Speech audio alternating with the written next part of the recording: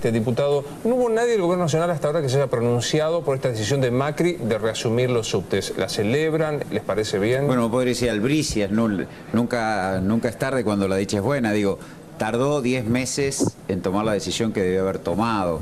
Hay un aspecto positivo, que esto ordena jurisdicciones. Indudablemente el subte es un transporte netamente porteño, la ciudad es autónoma y es lógico que la administre ese transporte en la ciudad de Buenos Aires. Esto por un lado.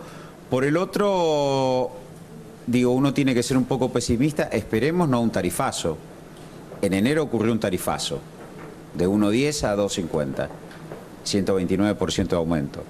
Esperamos ahora dos cosas: que no haya un nuevo tarifazo y que tampoco haya promesas incumplidas. Se lo pregunto como recordemos los 10 kilómetros de subte de campaña y apenas hay un par de estaciones. Esperemos que esto no ocurra ahora, cuando ya se dice que su equipo... Recordemos que Macri es una persona que maneja muy bien los gerundios, no el pretérito indefinido. Me agarró como una cosa en la escuela secundaria. Y claro, el gerundio quiere decir... Es claro. alguien que estoy trabajando, estamos haciendo. Nunca dice terminé, inauguré, hice. Digo, esto me parece... Estamos, vamos a conseguir créditos, vamos a hacer esto. Siempre hay como una promesa dicha en buena onda y simpática, pero que no llega nunca. Entonces esperemos que eso no ocurra. Si yo fuera malvado le diría que el kirchnerismo utiliza demasiado el imperativo. Hagan... No, hacemos en tal caso. No. El pretérito indefinido, concluí, terminé, hacemos. Bueno, digo, ahora, ¿cree que el kirchnerismo va a apoyar como política de Estado el traspaso de los subtes, como dice Macri, si es un plan integral que va a incluir seguramente... Ya empezamos con el gran... Digo, no, que él dice que las va a 6 líneas de hacer... subte, que las haga funcionar, que todos los días... Se tiene que endeudar la ciudad para que... ¿Por qué no se tiene que endeudar? A ver, el Gobierno Nacional le dio la mitad del subsidio para la tarifa de lo que correspondía. ¿Correcto? El ministro de Economía de la ciudad, el ministro de Hacienda, Néstor Grindetti, dijo que con esa corrección tarifaria, que insisto, fue del 129%, 250, se aproximaban a la tarifa de equilibrio. Entonces, bueno, lo primero que tienen que decir antes de endeudarnos, de requerir fondo de mar, ¿cuál es lo que ellos consideran la tarifa de equilibrio? En la cual el subte funciona en los términos en que Macri le promete a la sociedad porteña hacerlo. A partir de ahí recién empecemos a discutir. Endeudarse, si se tienen que endeudar supuestamente para ampliar las líneas. Ahora le voy a decir algo. Cuando a mí me tocó estar en la ciudad, que fui ministro de Infraestructura, la terminación de la línea H se hizo enteramente con presupuesto de la ciudad. Y fue la línea nueva que no se hacía del año 36, la ampliación de la E.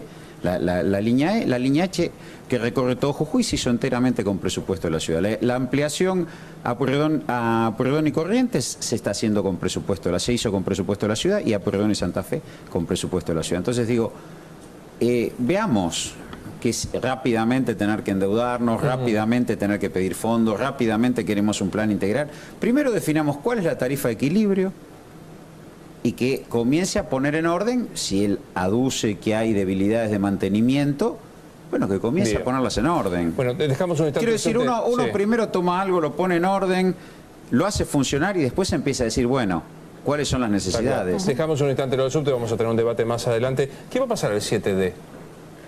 Yo creo que se va a cumplir la ley de medios. Me parece que lo que ha pasado aquí es que ha habido una demora de 3 años en el cumplimiento de una ley que fue votada por el Congreso de la Nación, que sufrió un proceso de lo que se llama doble lectura. Es decir, a mí me tocó inclusive participar de varios eventos de discusión de la ley de medios. Nosotros esperamos que se avance en el proceso de desmonopolización del sistema de medios en la Argentina como forma de ampliación de voces y de presencias democráticas. Creo que el titular del AFCA, que Martín Sabatella, fue claro en cómo prevé cuáles son los medios que tienen que presentar propuestas de cronogramas de desinversión, los mecanismos para hacerlo. Yo tengo la enorme expectativa que haya un proceso de desmonopolización. Yo creo que la resistencia del Grupo Clarín en este contexto casi está quedando fuera de escenario, porque en ningún país hay monopolios, y menos en el sector de medios. Digo, me parece que es claro que tiene que haber un proceso en el cual se separen los cables, que se baje la presencia en términos de radios y de cables en el interior, y que pueda abrirse a otros jugadores. Ahora, ¿usted cree que el gobierno, sin la existencia de Clarín o desmonopolizado como implica la desinversión, la gente va a cambiar su percepción del gobierno por más que Clarín no esté o Pero esto no Cablevisión? se hace para un cambio de percepción de gobierno, digo, me parece que se hace para que haya No, digo porque un la mayor Presidenta pluralismo. siempre dice que Clarín o TN y demás muestra noticias negativas. Si esto no está,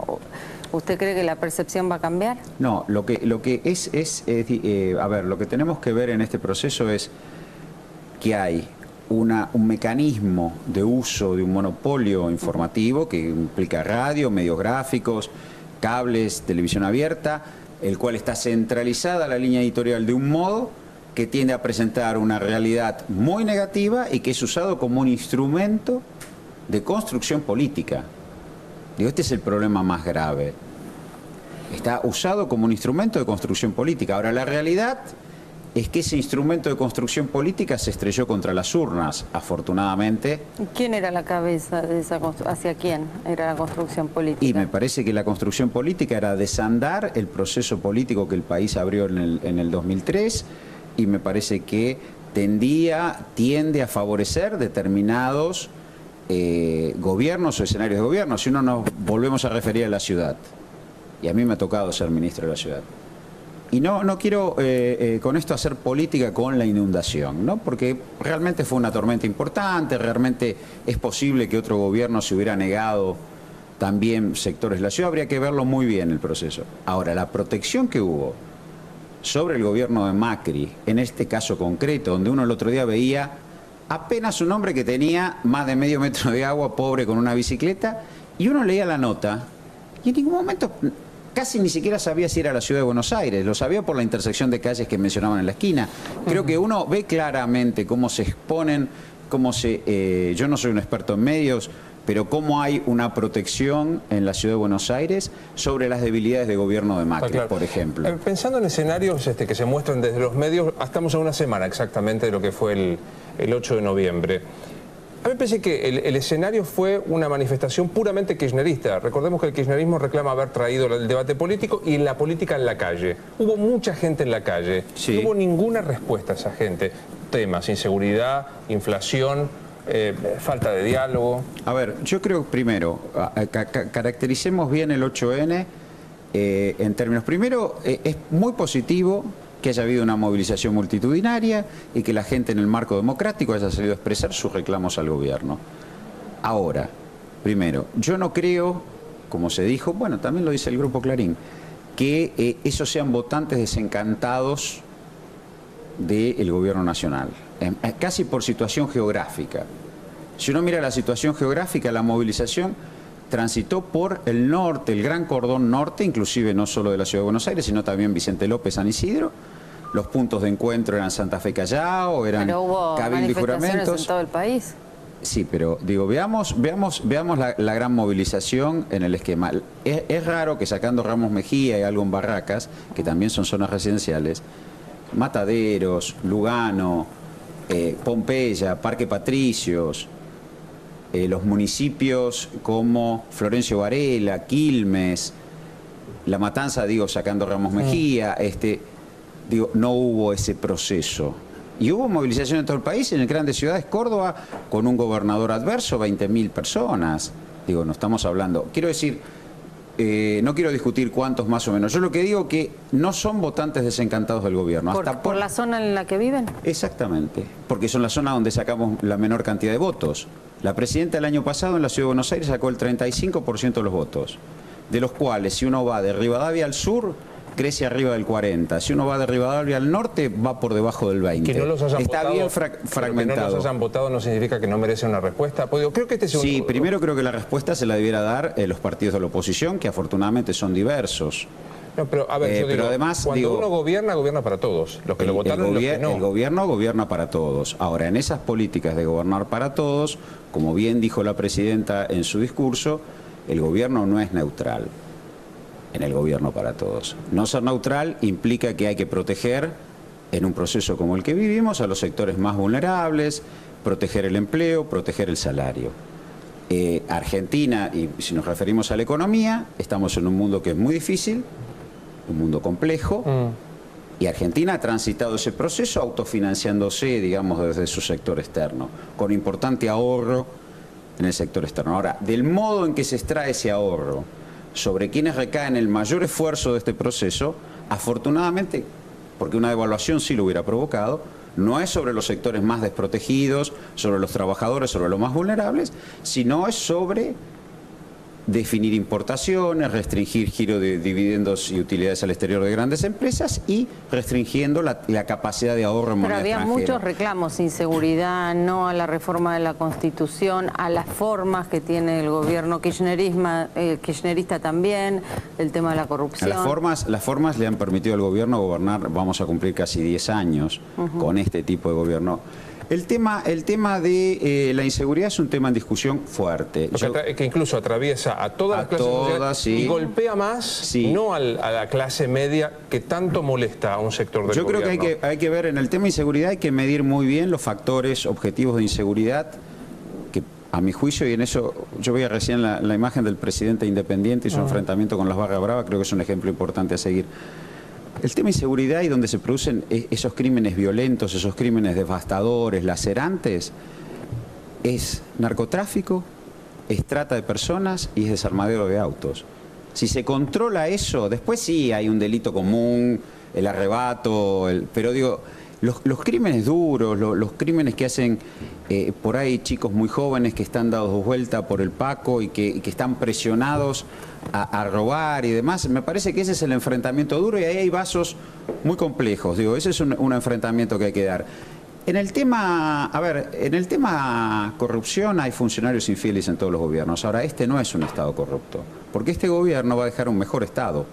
Va a dejar más activos públicos y menos pasivos públicos. Un gobierno que es corrupto estructuralmente es un gobierno que endeuda al Estado y lo vacía de activos. Este no es el caso. Hay muchas reservas en Banco Central, recuperamos empresas públicas y tenemos menos peso de la deuda. No es que es un gobierno que gobierna para llevarse todo. Llevando uno de los reclamos puntuales, ¿está dispuesto a votar la reforma de la Constitución con la reelección del actual presidente? Eso no es tan debate hoy, digo, me parece que primero, a mí me parece bien que la gente diga yo no estoy de acuerdo con la reelección. Ahora, la reelección no es una actitud volitiva de la Presidenta de la Nación o del Poder Ejecutivo. Es una declaración, primero, de necesidad de reforma constitucional, que tiene que hacerlo 2/3 de la Cámara de Senadores y de la Cámara de Diputados, luego que elegir una convención constituyente donde se eligen constituyentes y recién esos constituyentes redactan la Constitución. ¿Por qué es tan difícil? Digo, es un proceso larguísimo. Pero usted es uno de los 257 diputados. Sí, digamos, sí. Usted va a poder levantar la mano. ¿Está dispuesto a levantar la mano? ¿Por la reforma constitucional? ¿Con la reelección incluida? Sí. Sí, yo sí. Sí. ¿Por qué le gustaría Porque que me parece que lo que se vislumbra aquí es más allá de lo que se cree. Digo, el gobierno ha sido electo por un porcentaje altísimo de votos. Y lo que se vislumbra aquí, creo que es la gran dificultad que tiene la oposición, es que este proceso, este ciclo político, económico y social, está visto por la gran parte de los argentinos como positivo, aun cuando le señalen errores al gobierno y aun cuando algunos pretendan corregirlo.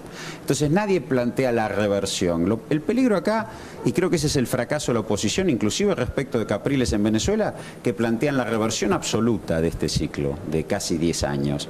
Entonces me parece que acá la gran demanda de la población hoy es que esto continúe, que no haya un movimiento pendular.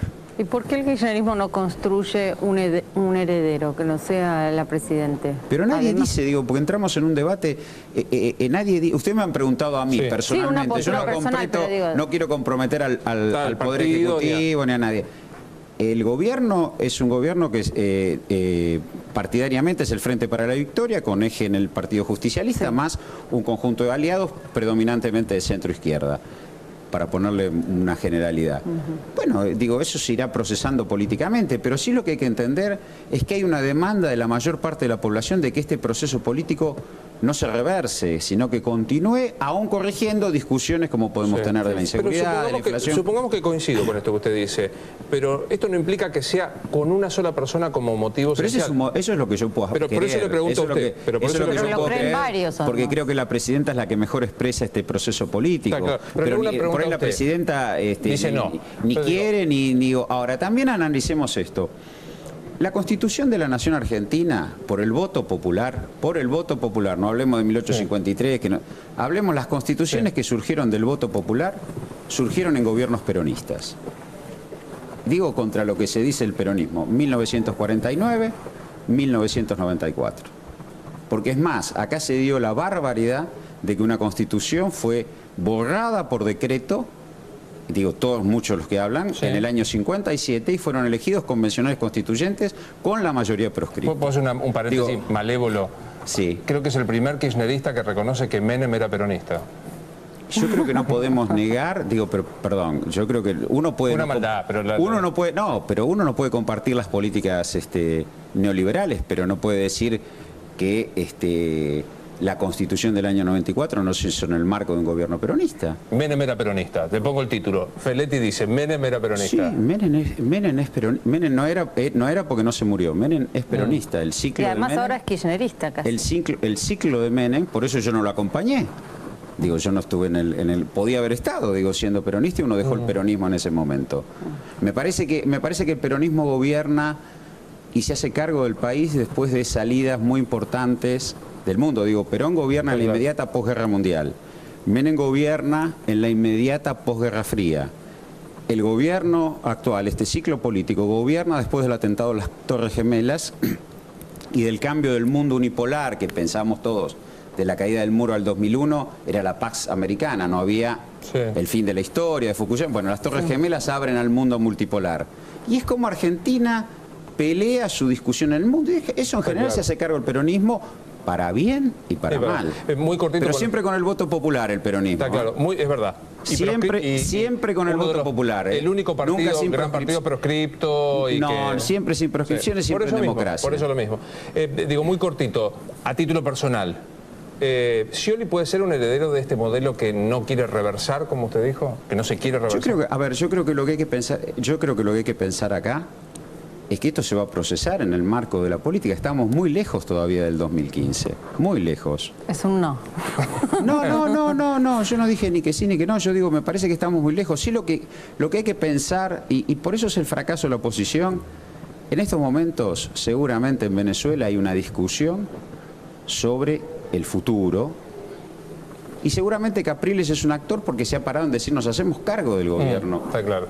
Me parece que acá uno escucha a la oposición. Pero Scioli no es Capriles. Y lo que escucha, pero el peronismo procesa sus desarrollos de este modo. Bueno, conste que no hemos hablado del cepo ni del dólar con un economista como un éxito. Podemos hablar del cepo y del dólar sin ninguna dificultad. 20 segundos porque hay un éxito, vamos a cerrar el año, arrancamos el año con 18.000 millones de dólares abajo, vamos a cerrar el año con superávit, bien, y con la economía repuntando. Se queda el cepo para el año que viene. No, lo que estamos tratando de afirmar es y ahora va con el proceso de apertura del mercado de capitales, es que la Argentina tiene activos muy interesantes, que no solo son el valor de sus tierras, sino hay empresas y hay argentinos muy valiosos, y que vale la pena tener una divisa, un peso que represente el país que todos los argentinos construyen. Yo sé que la cara de Washington en un papel verde. Se lo tengo que preguntar a Lili Zulos, no a un economista serio como Roberto Feletti, pero ¿se imagina en el 2015 volver al sistema en donde la gente ahorraba en dólares? Me parece que yo creo que si afirmamos el mercado de capitales, la gente va a ahorrar en activos argentinos. Gracias por haber venido, Muchas muy amable. gracias. No, gracias a ustedes.